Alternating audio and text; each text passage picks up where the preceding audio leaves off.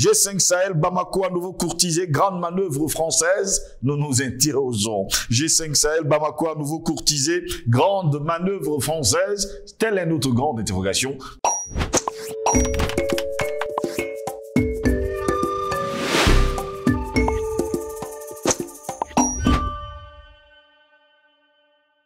Qu'il est bon de vous retrouver sur Panafricaniste TV, la chaîne de télévision des panafricanistes, des Africains, des patriotes, des nationalistes qui rêvent justement de voir l'Afrique libre, souveraine et surtout cette Afrique que nous aimons tant rayonner de mille feux. Mesdames, Messieurs, bonjour, bienvenue à toutes et à tous à cette autre édition de Parole, le panafricaniste et comme à notre habitude, grande interrogation. Oui, nous aimons nous interroger.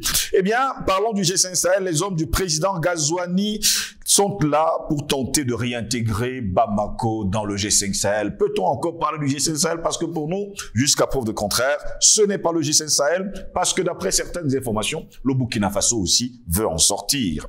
Eh bien, le chef de l'État mauritanien Mohamed Ould Ghazouani, actuel président du G5 Sahel, a fait la réintégration du Mali au sein de l'Alliance sahélienne une priorité.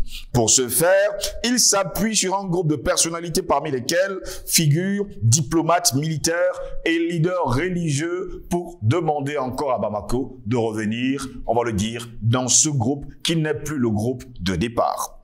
Après que le Mali ait claqué la porte le 15 mai 2022, Mohamed Ould El Ghazouani, qui a pris la tête de ce groupe, a mené un lobbying discret pour ressusciter le G5 Sahel. Eh bien, s'il veut le ressusciter, ça nous dit tout simplement que le G5 Sahel est mort et enterré depuis belle lurette. D'abord en plaidant en vain pour réunir ses pairs à Nouakchott et tenter d'aplanir leurs différends. Ensuite, en s'assurant qu'un successeur au Tchadien Mahamat Idriss Déby Itno soit désigné. Car selon les statuts de l'organisation, c'est le Nigérien Mohamed Bazoum qui devait en principe prendre la présidente tournante. Mais face au départ fracassant du Mali, eh bien, il a été décidé de déroger à cette règle. C'est plutôt Ghazouani, eh bien, qui va assurer la présidente tournante de ce groupe qui n'est plus G5 ni G4, bien qu'il pourrait être un G3, mais dont la France continue toujours d'appeler le G5 Sahel. Voilà pourquoi nous nous interrogeons. G5 Sahel, Bamako, à nouveau courtisé, grande manœuvre française, nous nous interrogeons. Pour répondre à nos questions, nous sommes avec Jonathan Matenguene. Il est sociologue enseignant à l'Université de Douala. Il est notre invité ce matin. Jonathan Matenguene, bonjour, bienvenue à vous. Bonjour mon frère Ngos et bonjour à tous les panafricanistes qui sont en train d'engranger des victoires immenses sur tous les territoires de l'Afrique. Nous leur disons merci, nous leur disons du courage, continuons ainsi, la victoire est au bout. Jonathan Matenguene, jusqu'à preuve de contraire, on se rappelle de ce qui se passe également dans le G5 Sahel. Cette fois-ci, c'est le président mauritanien Ghazouani qui prend pour priorité de faire revenir Bamako à la table, on va le dire comme ça, du G5 Sahel, mais ça ne va pas être chose facile. Nous, la Mauritanie. Mauritanie, c'est un pays un peu étrange. C'est un pays qui dans le cadre géopolitique, on pourra parler de pays déstabilisant. Oui. C'est un pays déstabilisant pour la sous-région Afrique de l'Ouest, mais également pour beaucoup de pays africains. Vous vous souvenez que la Mauritanie est quittée de la zone franc CFA en 2000. Qu'est-ce qui est arrivé à son chef d'État? Quoi, c'était Ould Dada? Rien. Rien. Y a-t-il eu une action contre l'économie mauritanienne? Non, on n'a pas. Pourquoi? Étrangement, on ne comprend pas.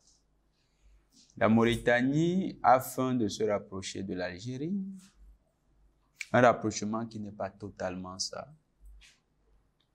La Mauritanie a entretenu des rapports privilégiés avec la France.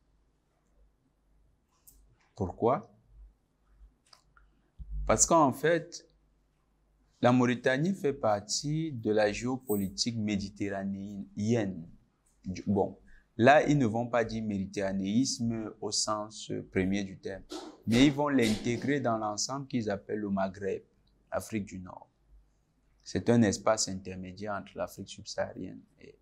Et pour que la Mauritanie intègre vraiment cette géopolitique de clivage, de division du continent, il y a une politique génocidaire qui est encouragée au sein de l'État mauritanien. Encouragée parce qu'il y a le silence complice de ce qu'on appelle la communauté internationale. Ce génocide est pratiqué contre les populations noires de Mauritanie. Il y a donc un processus artificiel de blanchiment de la population mauritanienne par le génocide des Africains noirs. C'est une situation qui doit être intégrée dans la perspective de notre lecture de la question. La Mauritanie, c'est aussi le pays à partir duquel vous avez le transit des terroristes qui viennent parfois des territoires voisins comme la Libye, comme le Niger, et qui permettent d'aller attaquer les pays voisins, notamment le Mali, sur d'autres positions. La France protège beaucoup les autorités mauritaniennes dans le génocide et entend recevoir de la part des autorités mauritaniennes aussi en retour une certaine collaboration dans le cadre de la déstabilisation et la reconquête néocolonialiste de l'espace sahélien. Donc, avec ces enjeux-là, la Mauritanie participe du vaste projet de déstabilisation de la sous-région. C'est pourquoi nous avons parlé d'un État déstabilisant. Avec cette perspective, quand nous prenons cette analyse, on comprend mieux pourquoi la Mauritanie se prête au jeu de reconstitution ou bien de reconstruction du fameux G5 Sahel. Alors que, en même temps, je crois, l'Algérie est promotrice d'une organisation des chefs d'état-major des pays sahéliens. Et cette organisation regroupe le Niger, la Mauritanie, le Mali, le Burkina Faso. Et là, les chefs d'état-major discutent avec les autorités algériennes, avec les autorités d'Alger. Cette organisation qui est promue par l'Algérie n'arrive pas à prendre corps. Un, à cause des réticences de Bamako qui sont tout à fait objectives, mais deux, avec le concours de deux pays qui jouent un rôle trouble, la Mauritanie et le Niger.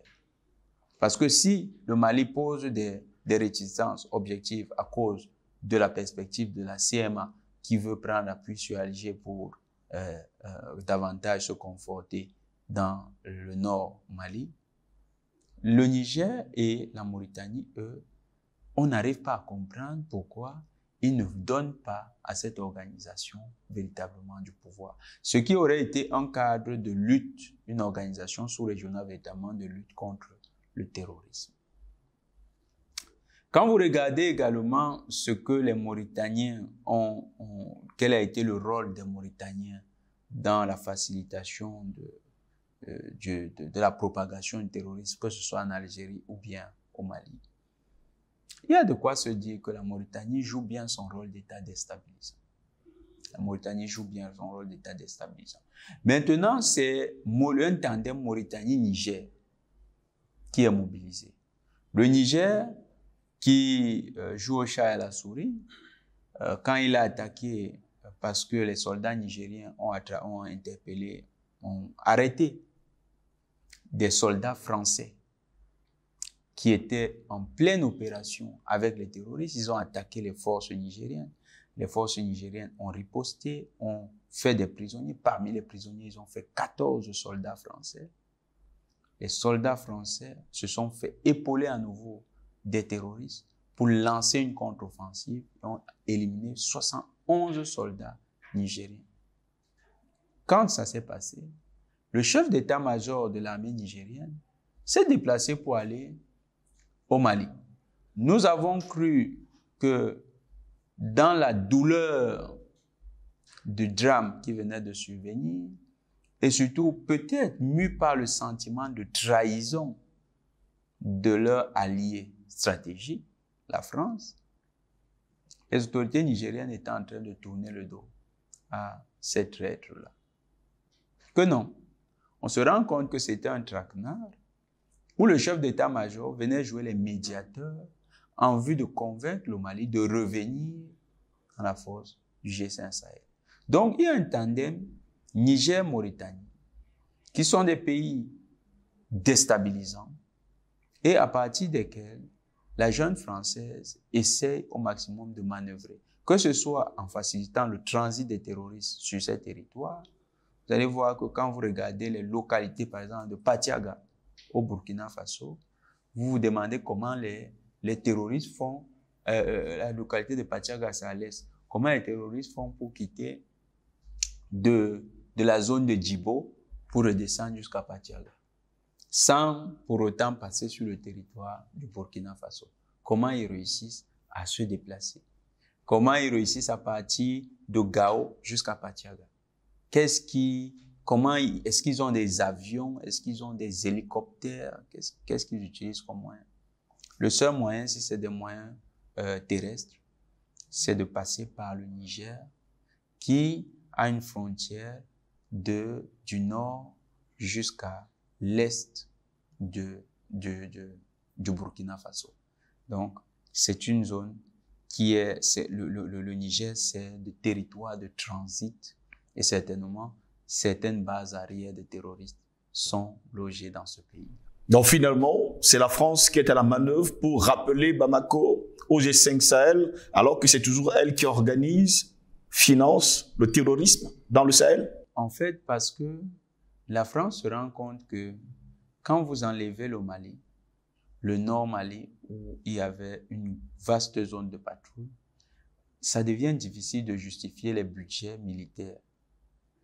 Parce qu'il reste des zones de patrouille qui sont un peu vastes, mais qui ne sollicitent pas autant de moyens qu'elles souhaiteraient mobiliser.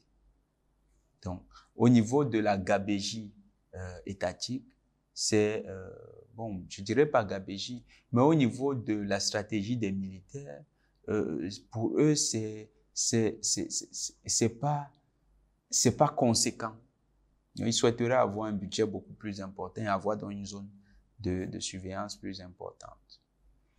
Et vous savez qu'au sein de l'armée française, il y a des impérialistes des militaires impérialistes qui ont une vision de la France tellement haute qu'ils pensent que la France devrait se déployer en Afrique comme si c'était sur cette terre.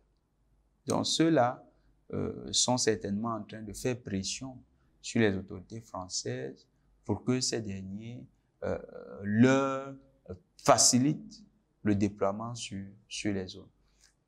Et puis, il y a un autre élément. Le fait que le Mali ait chassé les forces françaises, que le Mali ait impulsé la même dynamique au niveau du Burkina, fait que désormais les forces à la fois européennes et françaises sont concentrées sur le même territoire, ce territoire du Niger. Et les zones d'affrontement des terroristes, c'est-à-dire les zones pour eux, les zones d'escorte des terroristes, sont désormais limitées aux frontières du Niger. Donc, il y a ça. Il faut convaincre le Burkina et le Mali de revenir pour que, au moins, dans l'accompagnement, ils aient l'autorisation d'aller les superviser sur ces territoires-là. Et certainement, c'est aussi un indicateur qui nous renseigne sur le fait que maintenant, lorsque les forces françaises essayent d'appuyer ces terroristes, ils rencontrent une riposte sérieuse sur les territoires du Mali et du Burkina. Donc, pour entrer sur ces territoires, ils ont besoin d'avoir une couverture légale qui va faire en sorte que les soldats de ces pays-là ne les prennent plus pour des cibles lorsqu'ils violent leur territoire. Donc, il y a tous ces enjeux-là. C'est pas seulement le retour du Mali en tant que volonté d'avoir un allié de poids pour combattre les terroristes. C'est aussi une stratégie pour mieux faciliter l'intrusion du terrorisme sur les territoires du Mali et du Burkina Faso. On ne va pas également oublier que en juillet 2022, c'était le Tchad et le Niger qui appelaient justement le Mali à réintégrer le G5 Sahel. C'était un échec. Est-ce qu'on va dire aujourd'hui que Ghazouani, qui est aujourd'hui à la tête du G5 Sahel, va encore essuyer un échec? Parce que jusqu'à preuve du contraire, selon les informations que nous recevons du Mali, eh bien, les autorités maliennes ne sont pas prêtes à rentrer justement dans le G5 Sahel, piloté précisément par la France. Mais il pourrait rentrer dans le G5 Sahel si jamais, eh bien, ce sont les États entre eux-mêmes qui vont lutter contre le terrorisme. Ghazouani ne pourra pas y réussir. Et lui-même le sait. Il joue les faits valoir dans cette mission, un peu comme Mbalo joue souvent les faits valoir. Il n'y a pas grand-chose qui va en ressortir. Ces tentatives vont connaître le refus de Bamako. Déjà que les autorités de Bamako sont confiantes. Elles savent qu'elles ont aujourd'hui des alliés stratégiques puissants qui l'accompagnent effectivement dans son effort de sécurisation de son territoire. Les succès engrangés également par Bamako galvanisent les éléments des forces armées dans le cadre de cette lutte contre le terrorisme. Si hier le moral était bas, aujourd'hui il est haut. Il est même plus que très haut. Et ces femmes, requinquées par leur succès, requinquées par leur potentiel militaire revu à la hausse, ne veulent pas se retrouver encore fragilisées par des partenariats qui n'ont de forme de partenariat, qui n'ont de nom de partenariat que dans la forme. Et puis dans le fond, c'est des accords de traîtrise. Ces femmes ne peuvent plus accepter cela. Et les colonels de Bamako, le président Assimi Goïta, digne président, digne patriote panafricaniste, ne peut pas se laisser entourlouper par ce genre d'histoire. Donc, c'est une tentative vaine. Il veut Ghazouani, il est dans une perspective où son État sait qu'il est redevable à la France vis-à-vis de son silence et de sa complicité dans le génocide des Noirs en Mauritanie. C'est d'ailleurs pourquoi il est prêt à rendre ses services à quatre pattes pour que la France continue de couvrir le génocide des Noirs en Mauritanie. Une question cependant pour les Africains qui posent d'ailleurs cette question, pourquoi la France insiste-t-elle à rester au Sahel? La France sait que son armée est une armée d'occupation et que sa pseudo-lutte contre le terrorisme n'est qu'un moyen pour elle d'assurer la dissuasion militaire et de faciliter l'intrusion de son capitalisme impérialiste. C'est tout ce que la France sait. Donc, pour nous, quand nous le dénoncions par le passé, il y en avait qui étaient sceptiques. Mais aujourd'hui, même les officiels français le reconnaissent. Ils le reconnaissent. Donc, de plus en plus, la vérité devient un secret de Polichinelle. Oui. Et cette imposture dans le rapport entre la France et l'Afrique est désormais découverte par tout le monde. Donc, la France veut garder un pied en Afrique parce que l'Afrique, c'est l'avenir du monde. L'Afrique, c'est le présent et l'avenir du monde. Mais ce présent et l'avenir du monde se fera essentiellement avec les Africains. Et la France ne veut pas l'entendre. Elle veut à tout prix, de manière en toute imposture, s'ingérer dans les affaires africaines. Mais cette France, elle sera bottée dehors. Elle sera bottée dehors. Pas seulement elle, l'Union européenne et les États-Unis avec, seront bottés dehors. Parce que l'Afrique va se faire avec les Africains. Et le concours des partenaires fiables qui ne viendront pas ici nous donner des leçons de pseudo-démocratie, de pseudo-droits de l'homme, de pseudo tout ce qui est mantra de l'Union européenne et de l'Occident impérialiste. L'Afrique se fera avec des partenaires qui nous respectent, qui acceptent nos coutumes, nos us, qui acceptent notre manière de voir le monde, notre vision du monde, et qui acceptent surtout notre principe de volonté fédératrice des peuples africains. Ceux qui ne peuvent pas accepter cela, ceux qui vont être tout à fait mal à l'aise avec cette vision, avec cette nouvelle approche africaine, eh bien, ils seront bottés dehors. C'est le sort qui attend la France. Et les bases militaires, nous n'en voulons plus sur le continent africain. Donc, Pour ce qui est des bases militaires, leur sort sera réglé. Nous avons dit les 5 prochaines années seront décisives pour voir si les bases militaires pourront encore survivre en Afrique. Nous allons tout faire pour que les bases militaires quittent les territoires africains. Celles des bases militaires qui cette année ne seront pas fermées par leurs autorités elles-mêmes. À partir de l'année prochaine, nous allons nous battre d'une autre manière. Nous allons engager un harcèlement par les mobilisations populaires dans tous les pays où il y a les bases militaires en Afrique. Nous allons mobiliser les foules. Nous allons demander le départ de ces bases. Il n'y aura plus de bases militaires en Afrique dans 5 ans. Avant de sortir de cet entretien, les experts sont d'ailleurs très nombreux. Ils sont unanimes sur un sujet clé. Et on le dit comment sur le continent africain, précisément dans le désert du Sahara. Ils nous disent clairement que la zone du Sahel est l'une des zones les plus riches au monde et tout le monde veut sa part du gâteau. Voilà pourquoi la communauté dite internationale, avec en premier plan la France, eh bien, veulent investir entièrement et totalement le Sahel. Oui, mais les richesses du Sahel sont les richesses des peuples africains, pas les richesses de l'humanité. On ne nous a jamais dit que venez prendre l'argent de JP Morgan, ce n'est pas notre banque. On respecte ça, nous. La propriété privée. Ils ont dit que... Donc, ils doivent aussi respecter notre propriété. C'est notre propriété d'Africains. Que le Sahel soit riche, c'est une bonne chose. C'est bien pour nous. Mais ce n'est pas pour eux, c'est pour nous.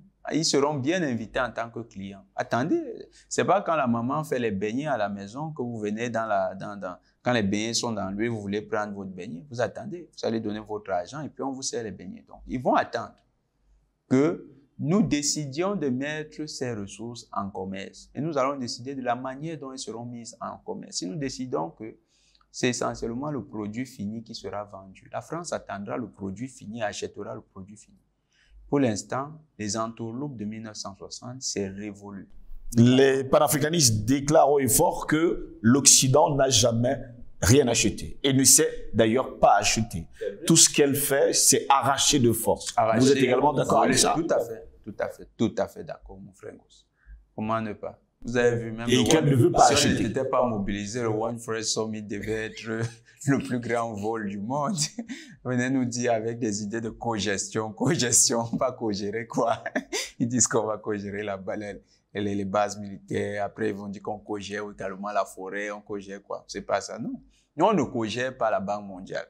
On ne co-gère pas le FMI. On ne co-gère pas leur grande banque. On n'a jamais co-géré la Barclays Bank. On n'a jamais co-géré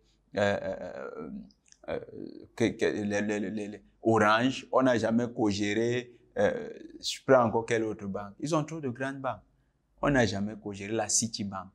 On n'a jamais co-géré le Trésor de la France et ni encore moins. Même si nos réserves étaient là-bas, elles sont là-bas. On n'a jamais co-géré le Trésor des États-Unis. Donc, si vous avez co-géré votre fortune, laissez-nous maintenant co-gérer, laissez-nous gérer si vous avez géré votre fortune, laissez-nous également gérer nos ressources naturelles. Il est temps que l'Afrique gère ses ressources naturelles. Quand nous leur parlons d'indépendance totale, ils ont essentiellement peur parce qu'ils savent que, comme ils ont géré de manière rationnelle au sens occidental du terme, c'est-à-dire dans l'intérêt, la fructification du capital, comme ils ont géré leurs ressources de la sorte, ils ont peur que nous gérions nos ressources également de la même sorte. Et dans cette perspective, nous allons maximiser les bénéfices pour nos populations. Donc, qu'ils restent sereins, nous allons faire pareil d'abord avec nos ressources. Le moment viendra, nous aimons bien être solidaires, nous verrons comment être solidaires avec les peuples qui seront pauvres. Mais pour l'instant, qu'ils nous laissent gérer nos ressources. L'Occident n'aura plus l'occasion de voler en Afrique. Plus d'occasion. Ce qui s'est passé au Mali, ce qui se passe au Centrafrique. Et d'ailleurs, ils sont encore en train de voler au Centrafrique. Nous avons eu vent de ce qu'il y a beaucoup de voleurs de pierres précieuses qui travaillent pour le compte de compagnies occidentales. Ça va s'arrêter. Ça va s'arrêter. Ce qui se passe même au Cameroun, ça va s'arrêter. Il n'y aura plus de vol de matières premières. Ce vol qu'ils avaient organisé, ils en ont encore pour quelques années. Ils verront ce vol s'arrêter. Ce qui est sûr, lorsqu'on lance une opération d'assainissement dans nos quartiers, c'est ce qu'on appelle souvent la justice populaire avec les autodéfenses. C'est pas le premier jour que tous les bandits fuient le quartier. C'est après qu'on a arrêté 1, 2, 3, 4, 5 bandits que même les irrédentistes commencent à se dire « Ah, ce quartier est dangereux, vaut mieux aller exercer ailleurs. » Et puis, le quartier est sécurisé. Parfois, quand ils partent comme ça, ils ne pensent même plus à venir voler dans ce quartier. Donc, les Occidentaux doivent être patients. Nous sommes en train de mettre le dispositif d'autodéfense des peuples africains. Ce dispositif, quand il sera bien organisé, avec toutes les forces qu'il faut, ils verront que le vol va s'arrêter en Afrique. Nous allons exploiter nos ressources par nous-mêmes, avec nos moyens, et pour le bien de toute l'Afrique. Merci à vous, Jonathan Watenge, d'avoir été des nôtres. C'est toujours un plaisir, mon frère Goss. Mesdames, Messieurs, Myriam déclarait haut et fort, les riches ont plus besoin des pauvres pour être encore plus riches, et les pauvres ont besoin des riches pour rêver.